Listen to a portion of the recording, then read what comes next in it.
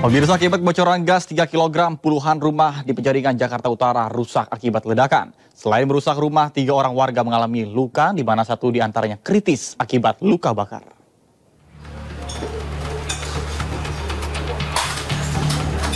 Rumah berlantai 2 di Jalan Kartajaya 4, Penjaringan, Jakarta Utara hancur akibat ledakan gas tabung LPG 3 kg. Selain rumah ini, sejumlah rumah warga lain yang berdekatan turut mengalami kerusakan parah akibat dampak ledakan yang menyebabkan atap rusak dan tembok rumah yang nyaris roboh. 21 rumah warga rusak akibat ledakan yang disebabkan kebocoran pada gas 3 kg ini. Ledakan juga menyebabkan 3 warga mengalami luka-luka. 1 diantaranya mengalami luka bakar hingga 45% dan kini dalam kondisi kritis di rumah sakit. Sebelum ledakan, warga sudah mencium bau gas yang bocor. Yang dia punya itu habis, pinjam ke sebelah, ke sini, ke seberang, bukan sebelah ya, seberang. Nah, kata yang seberang, ibu jangan nyalain dulu karena asap masih ada, karena gas itu yang dicopot itu yang pertama lupa. Nah, mungkin entah nggak ngedengar, entah bagaimana itu si ibu langsung nyalain kompor. Disitulah kejadian ngebeleduk. Warga secara swadaya tengah berupaya memperbaiki rumah yang terdampak. Untuk sementara, pengurus RT RW membuat tenda untuk tempat tinggal sementara bagi para warga yang rumahnya tak bisa ditempati akibat insiden ini. Dari Jakarta, Sofyan Firdaus, iNews melaporkan. Informasi lainnya pemirsa, 2 truk terlibat kecelakaan di Jalan Dendels, Kabupaten Kulon Progo, Daerah Istimewa Yogyakarta. Akibat kecelakaan ini, 5 orang korban terluka, 2 diantaranya mengalami luka berat. Kecelakaan Kalisen. 2 truk dari arah berlawanan terlibat kecelakaan di Jalan Dendels, tepatnya di atas jembatan Kalisen, Kabupaten Kulon Progo, Daerah Istimewa Yogyakarta. Petugas gabungan berhasil mengevakuasi sopir truk yang terjepit di dalam kabin. Sementara 5 korban dari kedua kendaraan langsung dievakuasi ke RSUD Wates dan Rumah Sakit Pura Raharja dan Rumah Sakit Daerah Wates untuk mendapatkan perawatan intensif. Kecelakaan terjadi diduga karena sopir truk mengantuk. Telah terjadi kecelakaan antara truk Fuso dengan truk biasa, tepat di jembatan Kalisen, Jalan Dendels, Panjatan, Kulon Progo. Untuk korban berjumlah 5, untuk luka berat 2, sementara dilarikan di Rumah Sakit Umum Wates, dan untuk yang luka ringan 3, yaitu dilarikan di Rumah Sakit Pura Raharja. Proses evakuasi sempat terkendala karena badan kedua truk berada di atas jembatan. Arus lalu lintas di Jalan Dendels dari arah Yogyakarta menuju Purworejo dan sebaliknya sempat ditutup 3 jam selama proses evakuasi berlangsung. Dari Kabupaten Kulon Progo, Daerah Istimewa Yogyakarta, Budi Utomo, iNews melaporkan. Kita ke informasi lainnya pemirsa, polisi menggelar olah tempat kejadian perkara di rumah mantan Bupati Jembrana Ida Bagus Ardana dan istrinya Ayusri Wulan Trisna yang tewas membusuk.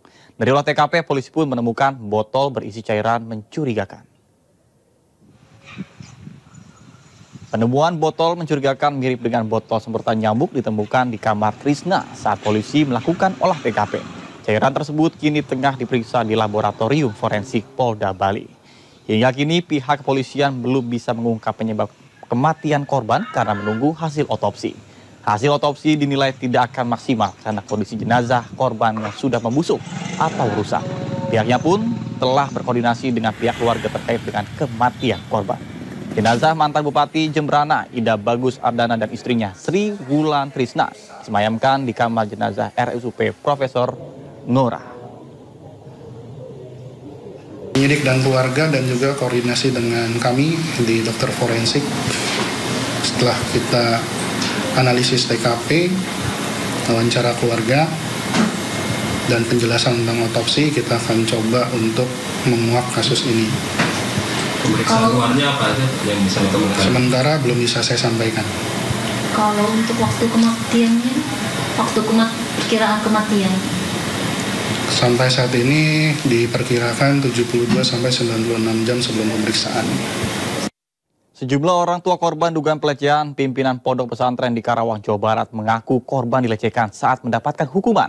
Polisi telah memeriksa sebanyak 6 saksi.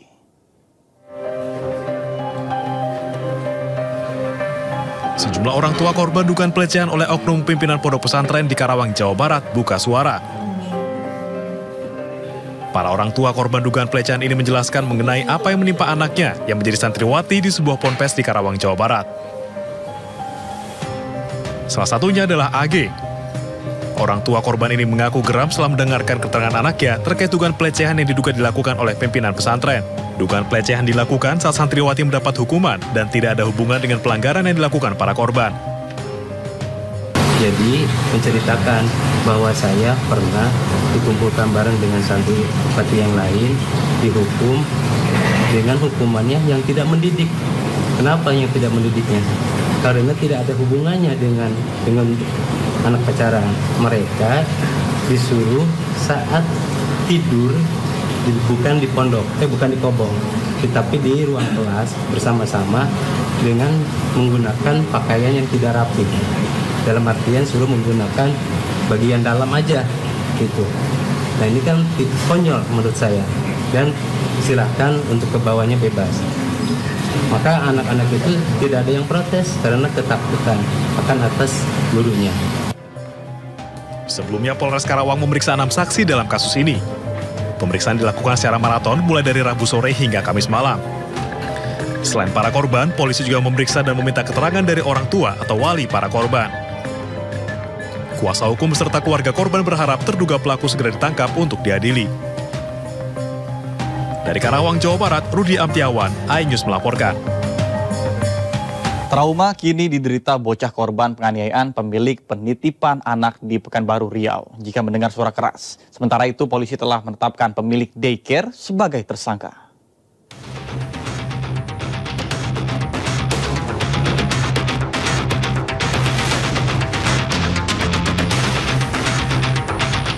Korban penganiayaan di tempat penitipan anak atau daycare di Pekanbaru Riau mengalami trauma.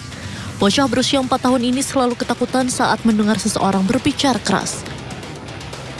Menurut orang tua korban, anaknya telah 7 bulan dititipkan ke daycare lantaran mengidap ADHD atau hiperaktif dan keterlambatan bicara. Dalam video yang viral di media sosial, korban diikat di kursi makan dan dianiaya oleh pemilik daycare. Pelaku juga menutup mulut korban dengan lakban dan tidak memberinya makan. Kasus ini terungkap setelah aksi penganiayaan direkam diam-diam oleh pengasuh daycare lainnya. Kita sudah menetapkan 1 orang tersangka, yaitu pemilik dari yayasan daycare tersebut. Kemudian untuk pengembangan lainnya, apakah ada indikasi untuk pengembangan lainnya, saat ini kita fokus untuk pemeriksaan tersangka yang pemiliknya ini. Berdasarkan video juga ada karyawannya, kita akan melihat apakah inisiatif sendiri atau diperintahkan oleh pemilik yayasan. Ya, kalau motif awalnya Mbak, itu diduga bahwa dari yayasan, pemilik yayasan ini, daycare ini, kemudian dari pekerjanya tidak mau repot, makanya diikat dengan lakban kedua kaki anak tersebut, kemudian tidak mau juga anak tersebut berkeliaran sampai ke kamar mandi atau keluar dari tempat daycare tersebut. Katanya sampai nggak dikasih makan juga ya Pak? Ya, dari hasil pemeriksaan awal kita dapatkan untuk tidak diberikan makan. Namun dari pemeriksaan saksi lainnya, termasuk 3 orang karyawan yang dulu pernah bekerja di sana. Kini pemilik daycare WF telah berstatus tersangka. Adapun early step daycare milik tersangka tidak berizin. Dari Pekanbaru Riau, Indra Yose Rizal, iNews melaporkan.